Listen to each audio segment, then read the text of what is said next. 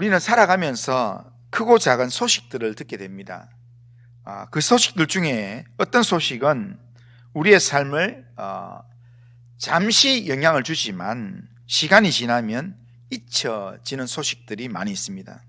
그러나 세상을 바꿀 만한 큰 기쁨의 소식이 있다면 우리는 그것을 결코 잊을 수가 없을 것입니다.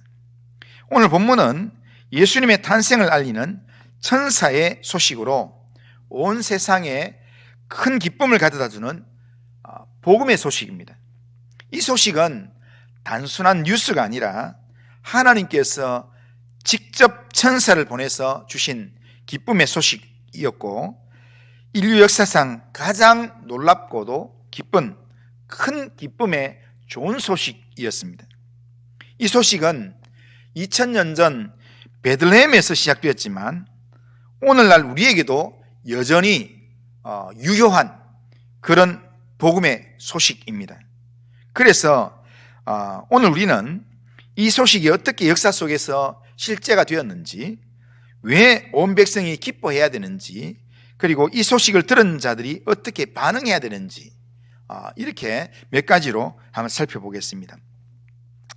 자, 먼저 역사에서 실제가 된 하나님의 구원에 대해서 한번 보면, 예수님께서 베들레헴에서 탄생하신 사건은 단순한 전설 이야기나 만들어낸 이야기가 아니라 하나님의 구원이 인류 역사 속에서 실제로 이루어진 실제 사건이었다라는 겁니다.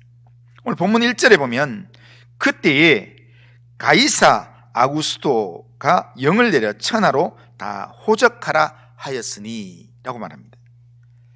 여기서 그때라는 말은 역사에서 실제하는 시간이 있었다라는 겁니다. 그 실제하는 시간이 뭐냐면 로마 황제 가이사 아구스토가 호적 명령을 내렸던 때라는 겁니다. 지금 이 내용은 로마의 기록에 나와 있는 호적을 하라고 했던 때가 나와 있습니다. 그렇기 때문에 예수님의 탄생에 대한 이 내용이 그냥 기독교인들만 이야기하는 내용이 아니라 실제로 그때는 역사적으로 이 역사가였던 누가, 의사하면서 역사가였던 누가가 로마의 그 시간대를 이야기해서 하나의 근거 구절을 들어서 가이사 아구스토가 호적하라고 명령을 내렸던 바로 그때에 예수님이 태어났다라고 그렇게 이야기합니다.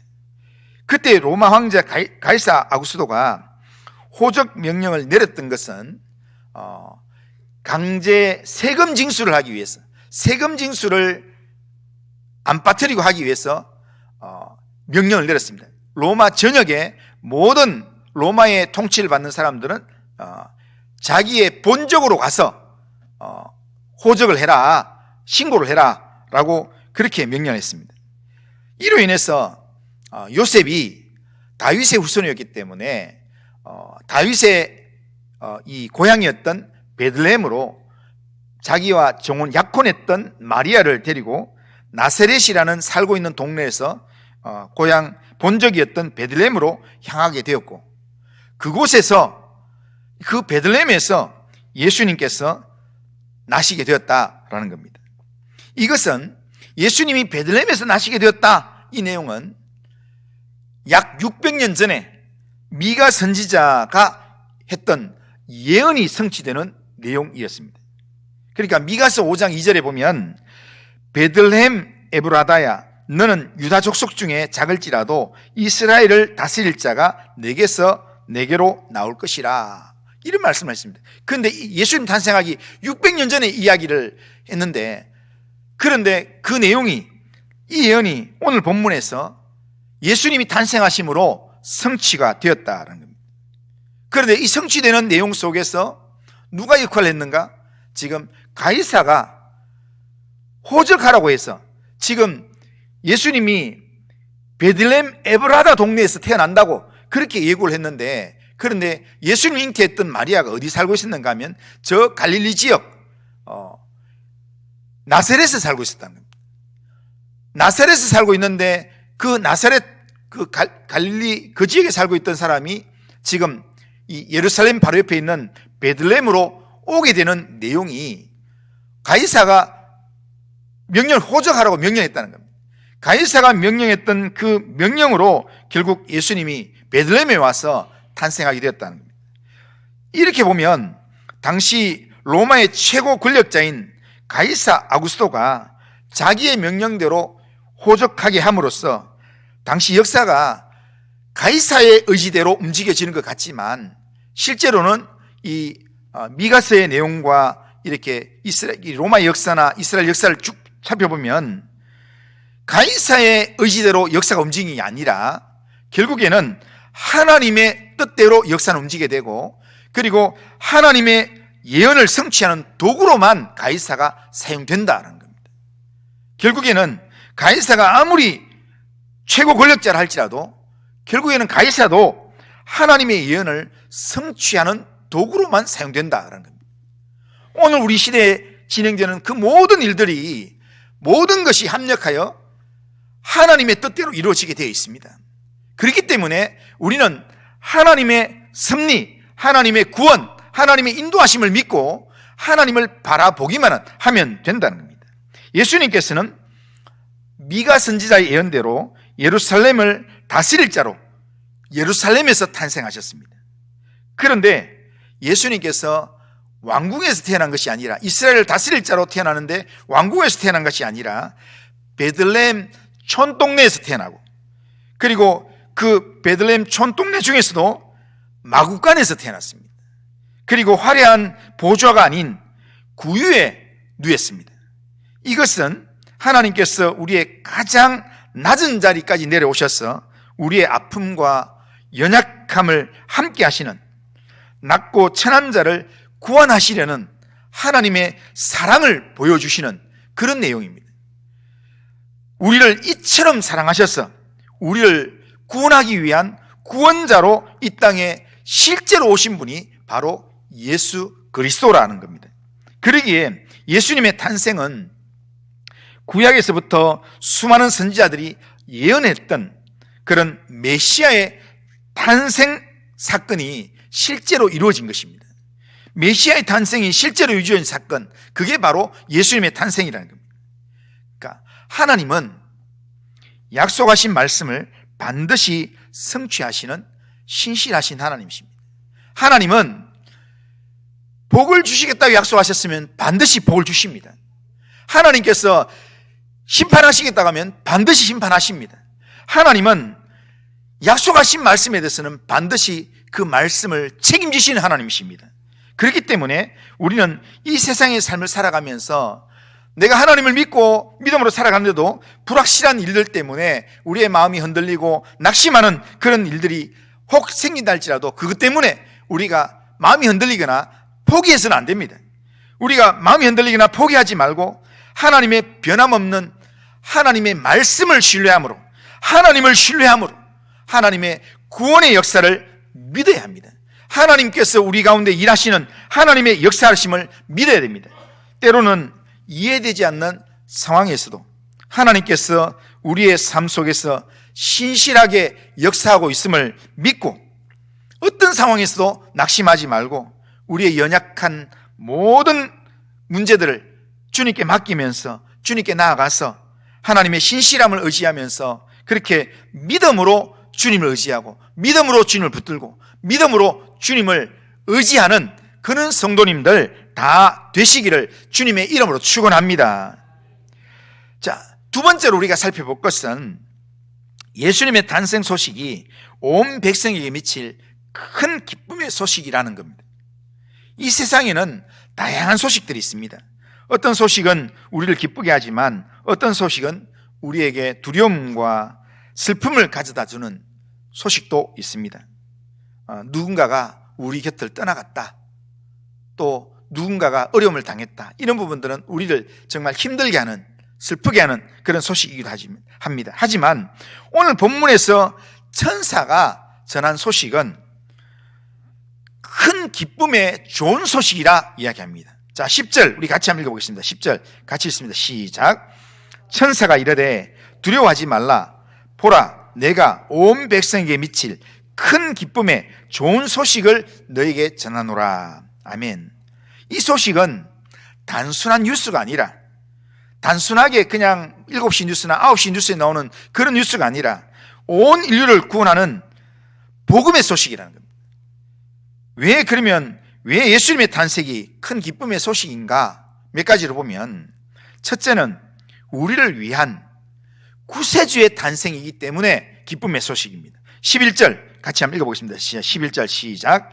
오늘 다윗의 동네에 너희를 위하여 구주가 나셨으니 곧 그리스도 주시니라. 아멘. 예수님의 탄생은 우리의 구원자로 예수 그리스도가 나신 사건이다, 이 말입니다. 예수님이 우리의 구원자가 되시는 이유가 뭐냐면, 아담의 범죄 이후에 모든 인간은 죄로 말미암아 하나님의 영광에 이르지 못하는 그런 존재가 되었습니다. 그래서 모든 사람이 죄를 범하였음에 하나님의 영광에 이르지 못하더니, 그렇게 성경은 이야기합니다. 우리 모두는 죄로 인해서 어둠과 죽음의 그늘에 앉아 궁극적으로는 지옥으로 가야 될 그런 인생들입니다. 지옥의 심판을 받아야 될 인생입니다. 그래서 이 죽음의 문제가 해결되지 않은 사람들 대부분이 마지막 죽음의 문 앞에서, 이 땅에서 아무리 큰 소리 치고 그렇게 뭔가 자신만만하게 살고 뭐 돈 자랑하고 아니면 권력 자랑하던 사람이라도 죽음의 문 앞에만 서면 사람들은 두려워 떨게 돼 있습니다. 지옥의 문을 향해서 나아가는 그 문을 보게 되면, 지옥의 심판을 보게 되면 아무도 거기에 버텨낼 장사가 없습니다. 그래서 두렵고 떨림으로 그렇게 죽음을 맞이하게 된다는 겁니다. 우리 인생의 이 죄 문제, 이 문제는 다른 이로서는 해결되지 않는다고 이야기합니다. 사도행전 4장 12절, 베드로가 이렇게 고백했습니다. 사도행전 4장 12절 같이 한번 읽겠습니다. 시작. 다른 이로서는 구원을 받을 수 없나니 천하 사람 중에 구원을 받을 만한 다른 이름을 우리에게 주신 일이 없음이라 하였더라. 아멘. 죽음과 어둠의 그늘에 앉아있는 우리에게 이 죽음과 어둠의 문제를 해결할 수 있는 다른 이름이 없다는 겁니다. 그런데 이 어둠과 죽음의 그늘에 앉아있는 우리에게 구원의 빛을 비춰주기 위해서 하나님이 보내신 빛이 누군가? 구원의 빛이 바로 하나님의 아들 예수 그리스도라는 겁니다. 그 구원의 빛을 비추기 위해서 구원자로 오신 사건이 바로 예수님의 탄생이라는 겁니다. 그러기에 예수님의 탄생은 우리의 죄와 어둠의 문제를 해결하고 우리를 구원하는 기쁨의 소식이라는 겁니다. 그래서 큰 기쁨의 좋은 소식이다, 이렇게 얘기합니다. 두 번째, 이 소식이 큰 기쁨의 좋은 소식인 이유는 뭐냐면요, 이 기쁨의 소식이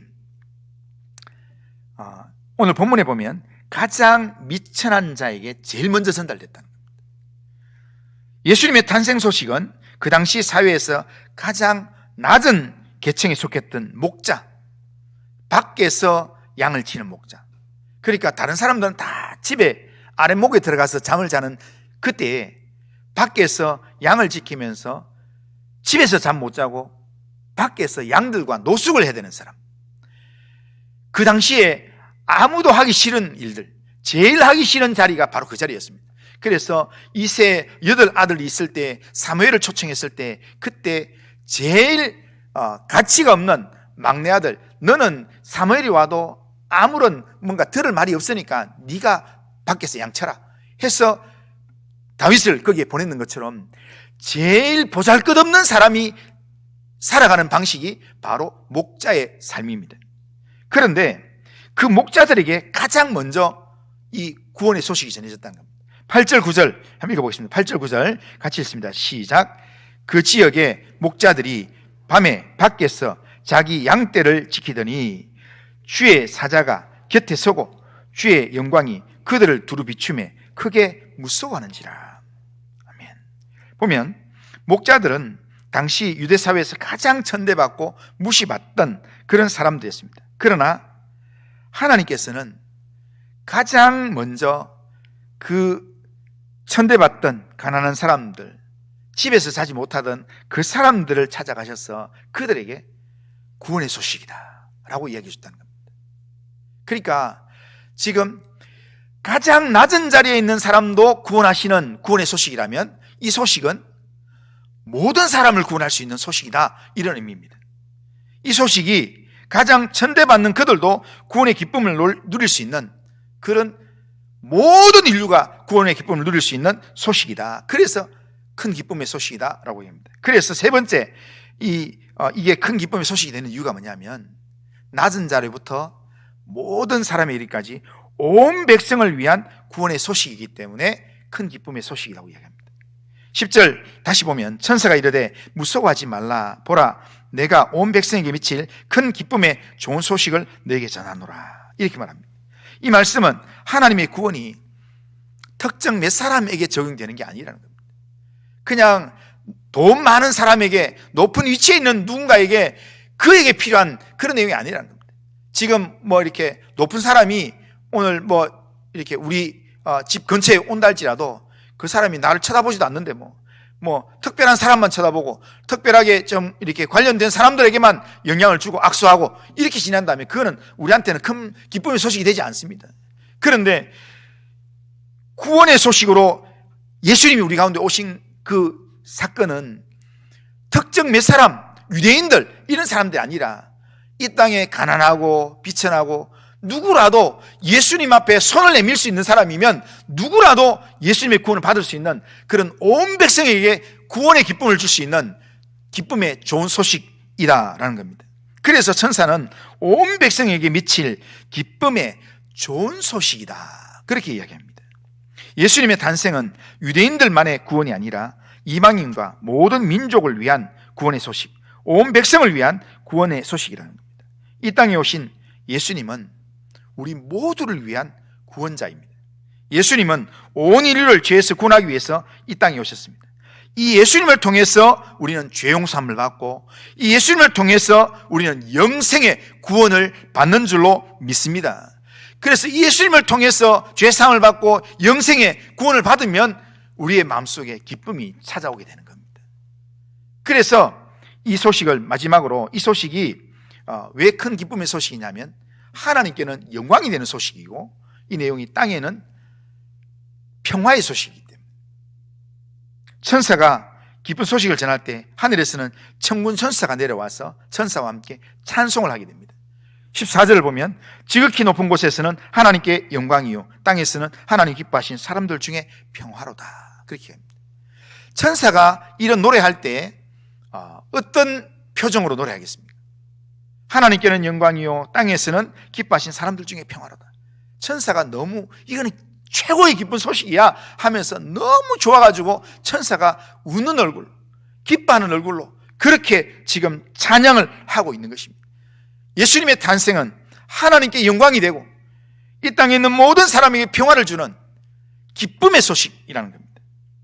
여기서 말하는 땅에 있는 사람에게 평화라는 말은 전쟁이 없고 싸움이 없는 그런 정도의 평화가 아니라 하나님과 올바른 관계가 맺어지는, 마음대로 하나님께 나아가서 하나님을 의지할 수 있는 그런 영적인 평화를 의미합니다. 죄로 인해서 하나님과 단절된 인간에게 예수님은 하나님과 다시 화목할 수 있는 영적인 화목의 길을 열어주셨습니다.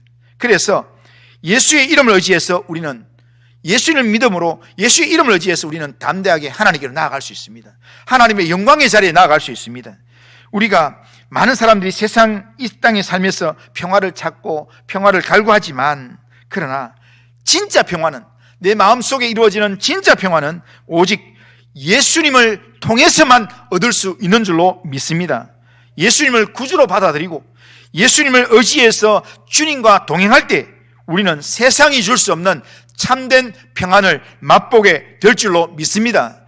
이런 구원, 이런 평안, 이런 기쁨을 주시기 위해서 예수님께서 가장 약하고 연약한 우리에게도 구원자로 오셨다라는 겁니다.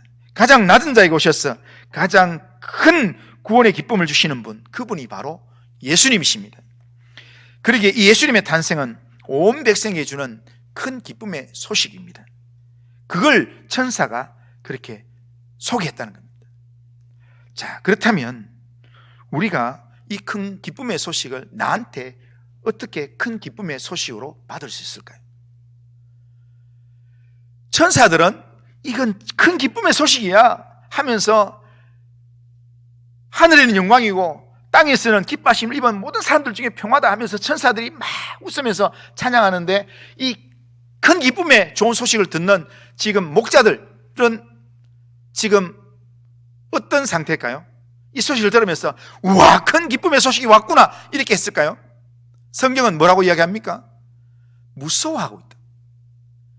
천사가 나타나는 자체가 무섭고, 천사가 말하는 자체가 무섭고, 기쁨의 소식이라고 하지만 지금 너무 무서워요. 그런데 이 목자들이 기쁨을 회복하는 방법이 뭡니까?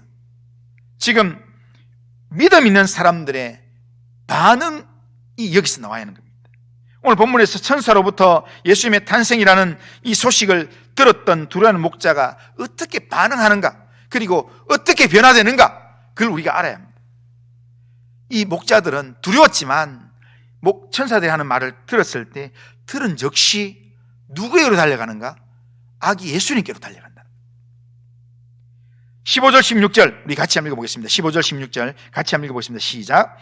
천사들이 떠나 하늘로 올라가니 목자가 서로 말하되 이제 베들레헴으로 가서 주께서 우리에게 알리신 바 이 이루어진 일을 보자 하고 빨리 가서 마리아와 요셉과 구유에 누인 아기를 찾아서, 지금 목자들이 천사를 만나고 난 다음에 신기한 이야기를 들었습니다. 그런데 두려웠습니다.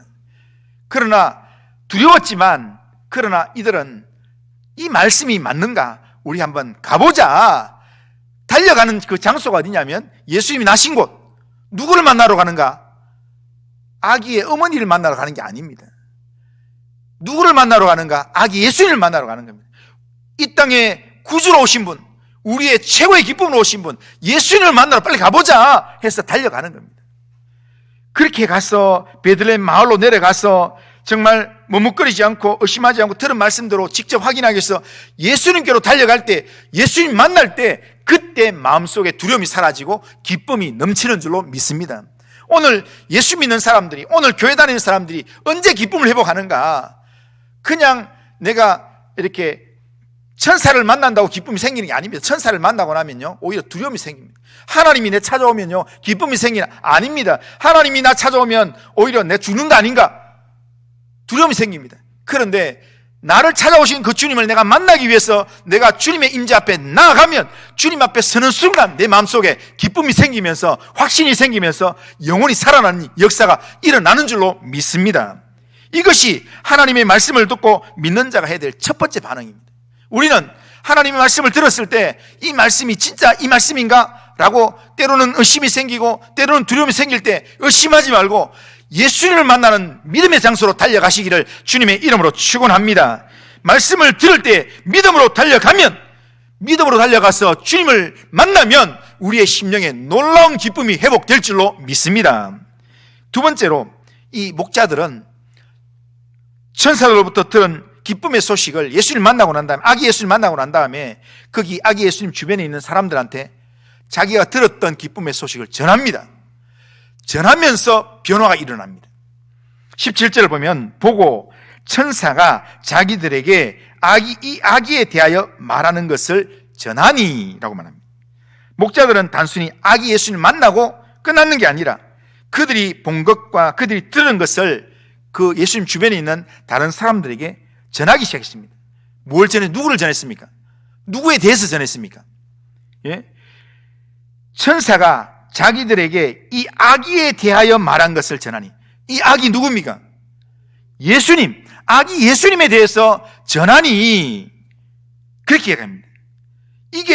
이것이 복음을 듣고 믿는 자가 행해야 될 두 번째 반응입니다. 들은 것을 전하는 것은 특별한 능력이 필요 없습니다. 내가 들었는 대로, 내가 느낀 대로, 내가 믿어지는 대로 그냥 전하는 겁니다. 그렇게 전달하는 겁니다. 이처럼 우리도 큰 기쁨의 주님을 만났다면 그러면 내 주변에 있는 사람들에게 이것을 자연스럽게 전해야 합니다. 우리는 완벽하게 복음을 전하는 것이 아니라 내가 경험한 예수님, 내가 들었던 말씀, 그것을 순간순간 들은 만큼만 전하면 되는 겁니다. 그러니까 이렇게 여기 목자들이 신학적인 논리가 있어서 신학적으로 이야기했겠습니까? 우리가 조금 전에 천사가 하는 말을 들었다. 이 아기 예수님이 다윗의 동네에 구주로 나신 분이다. 우리에게 큰 기쁨을 주시는 분이다. 라고 그렇게 믿는 바를 전했습니다. 믿는 바를 전하면 됩니다. 근데 그렇게 믿는 바를 딱 전했을 때 어떤 변화가 일어났는가? 그들이 하나님께 영광을 돌리며 찬송하는 삶이 되었습니다. 자, 20절 보면, 자, 20절 같이 한번 읽어보겠습니다. 시작.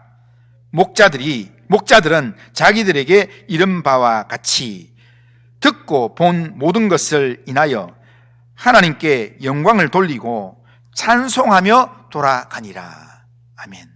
자, 이거 자세히 보세요. 여기서 오늘 본문, 우리가 14절까지 읽은 본문에서 찬송이라는 단어가 한번 나옵니다. 누가 합니까? 14절에 누가 찬송을 합니까? 예? 13절, 14절에 누가 찬송을 합니까? 천사들이 하잖아요. 천군 천사들이. 그러니까 목자들은 지금 소식을 듣고 마음이 불안하고 이랬는데, 지금 마음이 불안한 목자들 앞에서 천사들이 지금 기쁨에 넘쳐서 지금 성가대 찬양을 하고 있습니다. 기뻐서 찬송을 하고 있습니다. 그런데 이 목자들이, 두려워하던 목자들이 언제 찬송을 하게 되는가? 딱 전하고 난 다음에 돌아가면서 찬송을 하게 된다는 겁니다. 하나님께 영광을 돌리면서 찬송을 하기 시작한다는 겁니다. 찬송은요, 우리가 내 마음에 믿음의 기쁨이 없으면 찬송이 안 나와요. 찬송을 하려고 해도 찬송이 입에서 안 나옵니다. 그런데 내가 주님을 믿는 믿음이 내 마음속에 들어오면서 정말 믿음의 기쁨이 생기면 그 믿음이 내 고백으로 찬송이 되어 나오는 겁니다. 지금 목자들이 지금 예수님의 탄생 소식을 듣고 가서 예수님 만나고 예수님이 어떤 분인가를 주변 사람들에게 전하고 나서 자기의 삶의 터전으로 돌아가는데 돌아가는 그 걸음에 뭘 하는가 하면 찬송하면서 돌아간다. 마음에 벌써 기쁨이 생겼다는 거예요. 천사가 이야기했던 온 백성에게 미칠 큰 구원의 기쁜 소식이 이게 나를 위한 기쁜 소식이구나. 그래서 기뻐하면서 가게 된다는 겁니다. 이거는 내가 믿는 바를 누군가에게 전할 때, 그때 하나님의 영이 내 속에 역사하심으로 내 마음속에 찬송의 영이 충만하게 채워지는 겁니다. 그들의 환경이 바뀌지 않았잖아요. 그들은 여전히 또 지금 한밤에 또 양을 치러 갑니다. 그런데 내려올 때는 두려움 가운데 내려왔지만 다시 올라갈 때는, 예수님 만나고 돌아갈 때는 찬송을 하면서 하나님께 영광을 돌리면서 또 자기의 삶의 자리로 돌아간다는 겁니다. 그게 변화된 삶의 모습입니다. 우리는 예수를 제대로 믿기 전의 삶과 똑같은 삶을 살 수도 있습니다. 하지만 예수님을 믿는 것과 믿지 않는 삶 사이에서 드러나는 확연한 차이는 마음이 변한다는 겁니다. 마음이 불안한 마음, 두려워하는 마음, 걱정하는 마음이 찬송하는 마음이 되고 하나님께 영광을 돌리는 마음이 되고 하나님의 기쁨이 되는, 그런 하나님 말씀이 믿어지는 그런 마음이 된다라는 겁니다. 예수를 믿는다고 해서 우리의 모든 문제가 단번에 해결되는 건 아닙니다. 그러나 예수님을 만난 사람은 기쁨으로 살면서 삶의 모든 순간에 하나님께 영광을 돌리면서 찬송하는 삶을 살게 된다는 겁니다.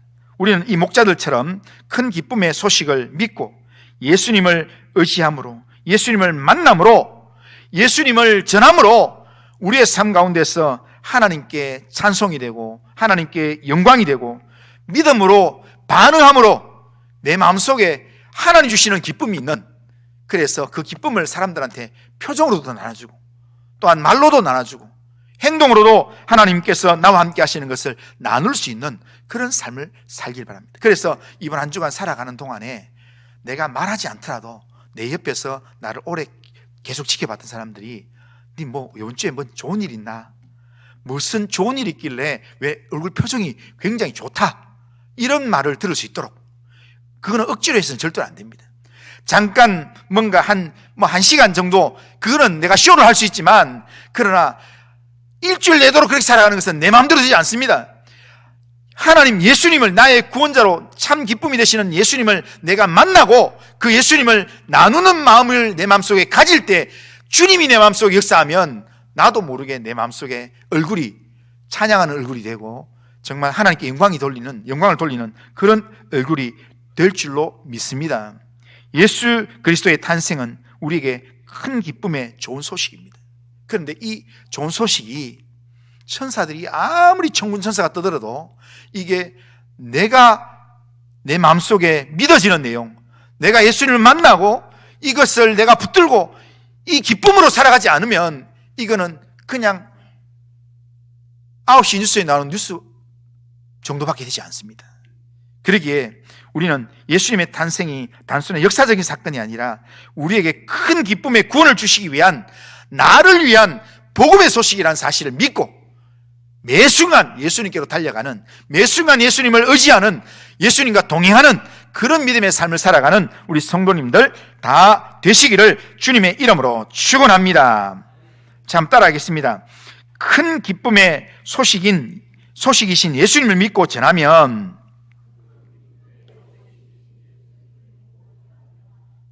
큰 기쁨의 소식이신 예수님을 믿고 전하면 찬송하는 삶으로 변화됩니다.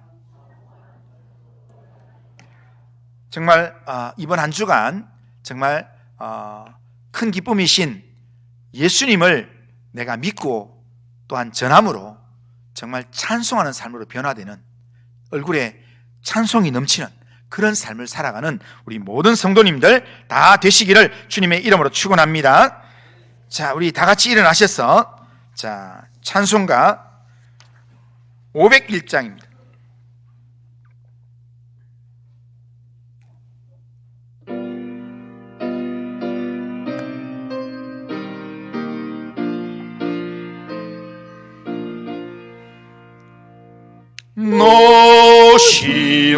노시오나 이 소식 전파하라. 영광의 주 참 빛이 되신다. 만 백성을 이 밝은 빛에 모아 영원한 구원 주려 하신다. 이 기쁜 소식 곧 전하라. 구원의 소식을 널리 전하라. 죄 사슬에 얽매여 있는 사람 하도 많아 다 셀 수 없구나. 이 형제들 다 건져내기 위해 주 예수 복음 널리 알리자. 이 기쁜 소식 곧 전하라. 구원의 소식을 널리 전하라. 온 세상에 너 크게 외치어라. 하나님은 참 사랑이시다. 겸비하게 이 땅에 오신 예수 만민의 죄를 담당하셨다. 이 기쁜 소식 곧 전하라. 구원의 소식을 널리 전하라. 내 자녀도 이 복음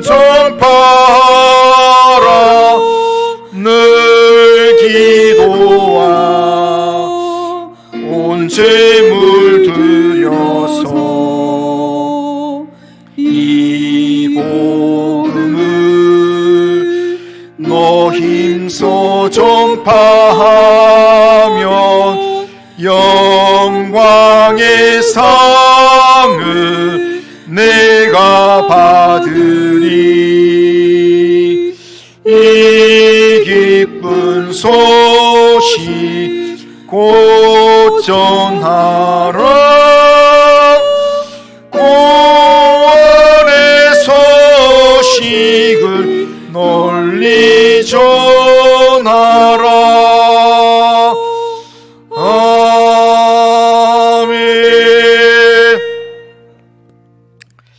우리 결심문 우리 같이 한번 읽겠습니다. 같이 한번 읽습니다. 시작.